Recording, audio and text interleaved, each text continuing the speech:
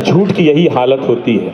चलता वो बहुत लंबा है, टिकता भी बहुत लंबा है, लेकिन जिस दिन भरभराता है उसके अपने हथियार काम नहीं आते हैं। कोई भी इतना धर्म विरोधी नहीं होगा कि मुझे अकेले पे हाथ डाल देगा। कि अदालत के भीतर बैठे लोग कितना डर गए हैं। जब जज की कुर्सी पर बैठे लोग जमानत का फैसला अपनी कानूनी समझ और विवेक से ना दे पाएं, इसका मतलब आप किसी भूखंड में तो रहते हैं कि अगर जेएनयू नहीं तो दूसरा आदर्श विश्वविद्यालय कौन है। उन्हें वो सब इस इतिहास के विद्यार्थी हैं, वो सब गुमनाम होते हुए भी इस इतिहास में दर्ज किए जाएंगे। तमाम किताबों के बदल दिए जाने के बाद भी, तमाम बागों को उजाड़ दिए जाने के बाद भी, जब भी नए बाग लगाए जाएंगे उनके कुछ पेड़ उगाएंगे। और जिन सवालों के जवाब मुझे नहीं देने होंगे, मैं कह दूंगा कि 9 करोड़ सिलेंडर जिन्हें मिले हैं उनसे पूछ कर आइए, 11 करोड़ जिन्हें पानी का कनेक्शन मिला है उनसे पूछ कर आइए।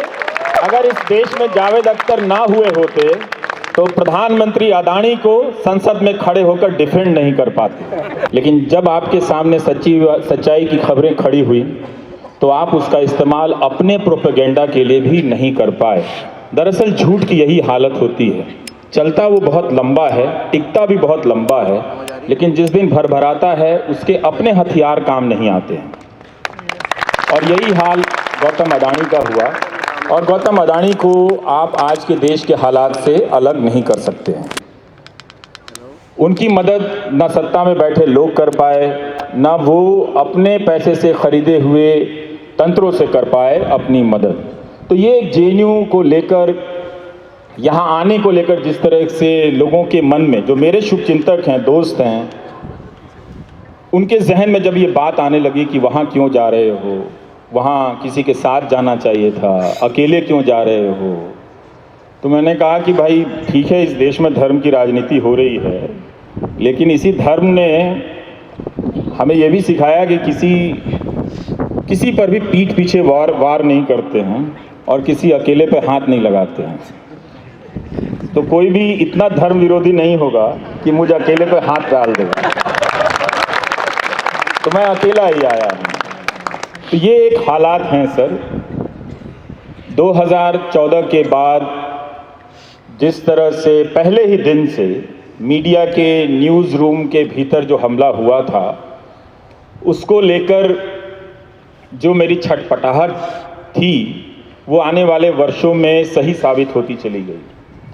तब मुझे मेरे ही करीब के लोग कहा करते थे कि कुछ ज़्यादा आपकी प्रतिक्रिया है, बहुत तीखी है, सच्चाई ऐसी नहीं है और ये देश ऐसा नहीं है।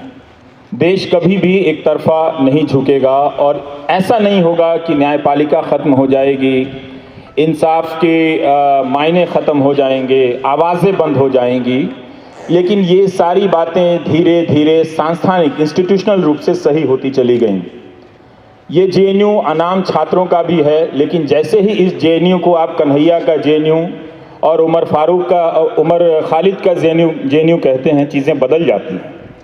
तब वो जेएनयू सिर्फ जेएनयू का नहीं हो जाता है, उन तमाम चुप्पियों पर एक सवाल के रूप में खड़ा हो जाता है कि उमर खालिद के साथ जो कुछ भी हुआ हो रहा है। हम इस स्थिति में पहुंच गए हैं कि जामिया, जब एक जेएनयू का मेयार गिरा दिया गया तो बगल में जामिया पर भी हमला हुआ और वो भी अपने आप को नहीं बचा सका। उसके छात्रों के खिलाफ जो पहला फैसला आता है और उसमें जज की जो टिप्पणी है, उस टिप्पणी पर देखिए हाईकोर्ट का फैसला आता है। तथ्य तो एक ही हो सकता है ना कि पुलिस के पास सबूत नहीं है, और वो सबूत नहीं है और किसी बेगुनाह को आप हफ्तों, महीनों, वर्षों जेल में डाल दें, तो उसका एक संदर्भ बनता है कि किस संदर्भ में बिना सबूत के छात्रों को आप डाल सकते हैं। तो उस संदर्भ पे अगर अदालत की टिप्पणी होती है तो अदालत ही उन टिप्पणियों को हटा देती है। तो हम ज़रूर, कुछ लोग हैं, आप लोग हैं जो किसी के लिए तालियां बजा रहे हैं, तो इससे मुझे एहसास तो होता है कि मैं अकेला नहीं हूं। लेकिन ये तस्वीर भी मुझे नज़र आ रही है कि अदालत के भीतर बैठे लोग कितना डर गए हैं। आज सबसे ज़्यादा मुझे सुरक्षा की ज़रूरत नहीं है, सबसे ज़्यादा अगर सुरक्षा की ज़रूरत है तो जजों को है, जजों से है शायद। चीफ जस्टिस का ये बयान है कि जज बहुत काबिल हैं, अपने न्याय की जानकारी में, कानून की जानकारी में वे अपने स्तर पर फैसला ले सकते हैं, मगर ट्रोल किए जाने या किसी अन्य आशंकाओं की वजह से, एप्रीहेंशन की वजह से वो जमानत का फैसला तक नहीं दे रहे हैं। जब जज की कुर्सी पर बैठे लोग जमानत का फैसला अपनी कानूनी समझ और विवेक से ना दे पाएं, इसका मतलब आप किसी भूखंड में तो रहते हैं, आप किसी भूभाग में तो रह रहे हैं, किसी पहाड़ के टीले पर रह रहे हैं, किसी नदी के किनारे रह रहे हैं, किसी सड़क के किनारे रह रहे हैं, किसी मोहल्ले में रह रहे हैं, मगर किसी देश में नहीं रह रहे हैं। अगर किसी देश में रह रहे हैं तो किसी लोकतंत्र में नहीं रह रहे।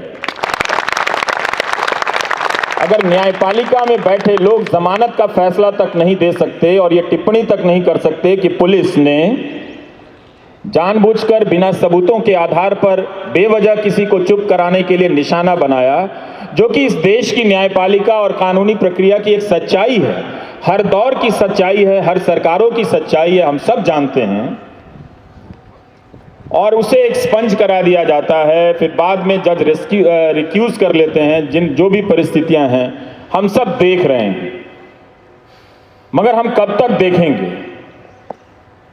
क्या हम देख रहे हैं? क्या हम बोल रहे हैं? उस अनुपात में इन प्रश्नों को हम सबको इन प्रश्नों के सामने खड़े करना पड़ेगा कि हम क्या इसके समक्ष हैं। हम इसके समक्ष खड़े हैं, बोल रहे हैं, मगर हमारा अनुपात छोटा है। सत्ता जिनके कब्जे में है उनका अहंकार इतना ज़्यादा हो गया है कि अब चीज़ों को, सवालों को वो सत्ता में होने के हिसाब से बोल रहे हैं। ऐसा लगता है कि उनके पास अपना जवाब नहीं था, तो उन्होंने उस जावेद अख्तर का संवाद चुरा लिया जिस जावेद अख्तर से वो नफरत करते हैं। जाओ पहले अपने भाई का साइन लेकर आओ। जब उनसे पूछा गया कि अदानी, उनसे का मतलब प्रधानमंत्री नरेंद्र मोदी से, जब उनसे पूछा गया कि अदानी का क्या मामला है, इस तरह के आरोप क्या लग रहे हैं, तो उन्होंने क्या कहा? जाओ पहले उस आदमी का साइन लेकर आओ, जाओ पहले उस आदमी का साइन लेकर आओ। तो आप साइन ही लाते रह जाएंगे, जवाब नहीं मिलेगा। तो उन्होंने कहा कि जिन्हें सिलेंडर मिला है उससे होकर गुजरना पड़ेगा सवालों को, जिन्हें झोपड़ी मिली है, घर मिला है, उनसे आपके सवालों को होकर गुजरना पड़ेगा, जिन्हें हमने बिजली का कनेक्शन दिया है उनसे गुजरना पड़ेगा। तो उन सब का आप साइन लेकर आएंगे, तब आप अदानी के बारे में सवाल पूछ सकते हैं कि आपका अदानी से रिश्ता क्या है। तो हम इस मकाम पर खड़े हैं। बहुत अच्छी बात है कि इसी जेएनयू से चीज़ों को ध्वस्त करने की शुरुआत हुई थी, और जो हमला था वो एक लैंडमार्क है इस देश की राजनीति का। वो एक विश्वविद्यालय पर हमला नहीं था, क्योंकि जेएनयू जो है अभी भी एक साहस का केंद्र है, और ये आज भी जिन्होंने भी इसका आयोजन किया, इसकी इजाज़त दी, वो सब हकदार हैं, और जिन्होंने शांतिपूर्ण तरीके से मुझे 10 मिनट बोलने दिया वो भी उसके हकदार हैं। क्योंकि मुझे लग रहा था आए तो सब लोग हैं, कुछ सेब लेकर आए होंगे, कुछ अंडे भी, तो मैं 2 तरह के रुमाल लेकर आया था, पर लगता है उसकी ज़रूरत नहीं पड़ेगी। पर ये अच्छी बात है कि उनमें भी धीरे धीरे आगे चलकर सुनने की सहनशीलता विकसित हुई, और ये सहनशीलता उनमें खुद से नहीं हुई, क्योंकि उन्हें जिस तरफ बहाया जा रहा था, वो अच्छे लोग थे, वो ज़रूर अलग धारा में सोचने के प्रशिक्षित लोग हैं, और अलग तरह की धाराओं में सोचने वाले लोग होने ही चाहिए। अगर नहीं हो तो फिर जेएनयू होने का कोई मतलब नहीं रह जाता है। तो उनका होना भी जेएनयू को समृद्ध करता था। लेकिन जिस तरह से नकाबपोश लोग यहाँ के हॉस्टलों में घुस आए और आज तक नहीं पकड़े गए, वाकई मुझे लग रहा था कि क्या मुझे भी मंकी कैप लेकर चलना चाहिए, कि बोल कर तो आऊँ मगर किसी को पता ना चले कि रवीश आया था। तो वो अब नहीं है, चीज़ें बदल रही हैं। इसी तरह से चीज़ें खूबसूरत होती रहें, और जब हम कहें कि बागों में बहार है तो लोग भी कहें कि हाँ वाकई में बहार है, यहाँ आप आ सकते हैं, यहाँ पर आप बोल सकते हैं।